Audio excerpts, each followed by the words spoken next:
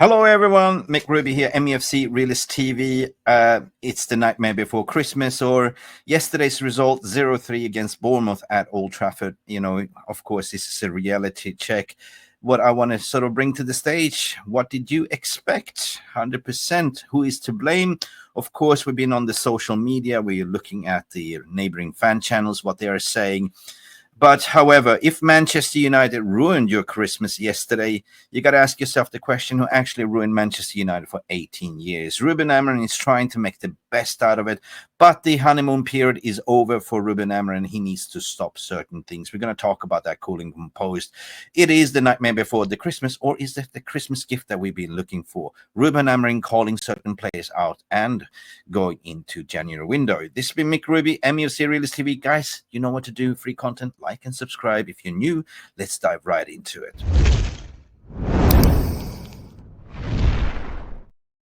Merry Christmas. Let's go. And Garnacho! Has the Premier League ever been more challenging? Will you be in the dugout at Old Trafford on Sunday? I will be here. Definitely. I don't know. Okay, let's go. Okay, let's go, people. Where did it all go wrong, and what did you expect out of this Man United this season? Reality check. It's not a rant. This is factual, right? Ineos, are they to blame? 100% the way they've conducted themselves. I must arguably say to sack Ten Hag should have been done before the preseason started in the January window. Instead, Ineos did what they did. Sacked Ten Hag with 3 quarters into the season, got a new manager in, and lo and behold, Ruben Amorim walked in and play with what you got. Try to sort of change the system as well. Try to adapt the players into the 3-4-3 system, which requires wingbacks that can bomb forward and put crosses into the box, and also assessing certain players, calling Marcus Rashford out. There's been a lot of things that Ruben Amorim, and he said it himself, he needs to suffer. But yesterday was an opportunity missed by, I'm certainly going to call it out to say that Ruben Amorim, this was on you yesterday with your team selection and the in-game management. Players looked like they were already checking out for Christmas, thinking what kind of Christmas the gift is, a gift to the kids and the wives, and what will be on the Christmas table. And of course, we got to talk about it, cool and composed, break it down, because yesterday was embarrassing at Old Trafford. To defeat within 0-3 against Bournemouth, that apparently sits 5th in the league. We did Bournemouth a favor, but who would have thought in the beginning of the season that you would see a Nottingham Forest sitting on 3rd and Bournemouth? So kudos for Raiola, who sets up his team. But in my opinion, it's not good enough. And this is what I said yesterday. I was the only one that called it out yesterday, said this has to stop. And what has to stop, Mick? You know, this rotation, it's in all glory designed to sort of minimize injuries. But 11 games or 12 games in with the same players, Ruben Amorim should have an answer. He should know to start at Old Trafford to solidify 3 points from minute 1, Ruben. You should have played your strongest team. I thought to myself, okay, you know, the Carabao Cup, we fell out. No biggie. We did rotation, but I thought that Ruben's mind was on Bournemouth game at Old Trafford 2 days before Christmas, but apparently it wasn't. To start a Malacia who hasn't kicked the ball for 364 days in consecutive, hasn't really started, not really looking match fit as a left wing back, was not good enough. Malacia and Dalot, on the other hand, are not wingbacks, proper wingbacks. Ruben, you should know this by now. They are traditionally, at best, left backs and right backs, defending well by going forward, putting crosses in the box, zero creativity offer, and all of a sudden you're flying a plane without wings, without any wings, Ruben. So that's what it is, and that's how, we kind of lost against Nottingham Forest and also against yesterday Bournemouth. But nowhere to be taking away from the credit from Raiola, because he set up a beautiful mid-block and they were just sitting back, allowing us to forcing us out to play wide, knowing that we don't have wide players to put crosses into the box, and that's how they saw it out. Everything was forced out through Bruno. Bruno was wasteful, trying to catch shots outside the 6-yard box, missing the targets, and we didn't even have a striker to finish the dinner, right? I said it, we need a striker.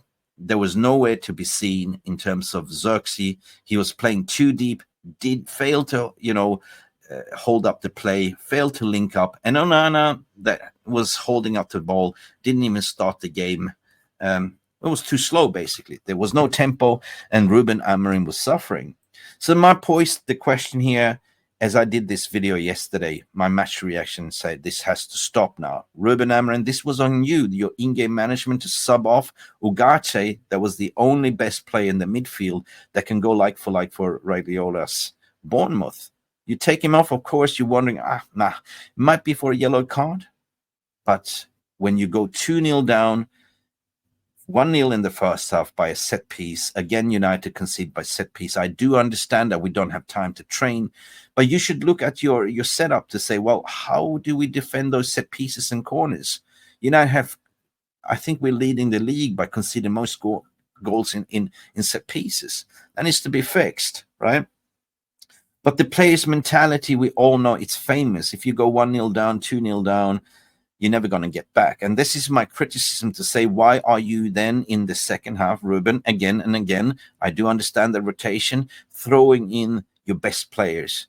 It's an uphill battle from there, We almost succeeded against Spurs in the Cup. Almost. But it's a long hill battle. So, Ruben, I hope the preseason is gone and you need to stop this right here, right now. I love what you're doing. I love calling out the players in your system that doesn't work, that needs to be sold. But in all glory, this needs to stop. Let's have a look at what other fan channels are catching up. In my opinion, I can see this right now. Sam is talking about a United People's TV. Amorim needs to be ruthless.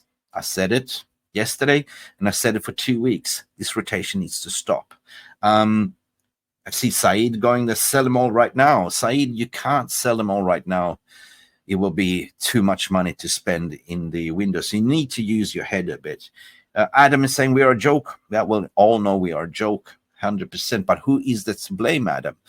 If Manchester United all ruined your Christmas yesterday, think about who ruined Manchester United in the first place and where we are now. I know there's a teething problems. I know Sir Jim Ratcliffe has done some mistakes. He should have fired Eric Ten Hag in the summer after the FF Cup. He chased Dan Ashwood, the sporting director, paid silly money and fired him at the end of the day. So what are you expecting as a fans? I go and I told the line that, in what Ruben Amorim was saying, that we have to suffer, and we are going to suffer because top 4 is far, far away. It's about 9 to 10 points adrift right now. Going into Wolves, which is not an easy game on Boxing Day away, And then we have a very tough fixture. We have Newcastle as well before we close the shop. So where do we go from here, people? It's a reality check, 100%. I said it, if Ineos needs to back, they have to do it now, 100%. Stop this now, Ineos. Just give him what he needs. What did you expect? This is a reality check. Sir Jim Ratcliffe, open up your wallet, please. It is time.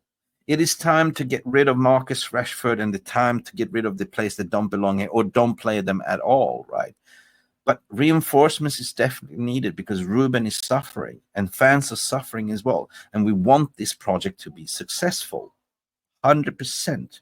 But it's going to be a very tricky ride, bumpy ride, because I don't see where the money's coming from unless we go in the summer. In terms of the signings that we need, in my opinion, we need 2 wing-backs because that is the fundamental in 3-4-3 system. None of them that we have is good enough. But to start Malacia over Harry Amas, what has Harry Amas done differently? You could have taken a punt on that one as well. Diego Dalot can be kept, but as a substitution, 100%. He's been absolutely crap. But we don't have an potent striker. We only have one holding midfielder, which is Ugarte. What happens if he's injured? Casemiro, I saw that we had a young Collier on the bench. Perhaps that is the answer. But up front, toothless, right? Toothless. Højlund, in my opinion, is good, but not good enough as of yet. He's still learning and developing. We need a quality senior striker. And the one that I will recommend that already knows the system, and that is the goal scorer, the leading goal scorer around the world right now, is Victor Gyökeres, on a cut price for £60 million. Go all in the January window. Go all in. Just spend it on Victor Gyökeres. Get a couple of loanies that are specialized in, wing backs, and off we go. In terms of getting to Champions League, it's going to be very difficult, people. It is going to be very difficult the way we are performing right now. I mean, I'm afraid that what I mentioned before, that sacking of Ten Hag too late in the season, sacking of the sporting director, appointing Amorim to sort of do an open heart surgery. We are coming to the sort of end of the first half of the season, sitting 13th. It is pretty much that Ineos has written this season off. What do we expect? Right. So I want to hear your thoughts and feeling regarding this. I am not expecting anything out of this other than to see a change. I expect us to see a change. I do expect that. I do understand that, with this current system, it's calling out certain players, but there's nothing Ruben Amorim can do more other than tweak it.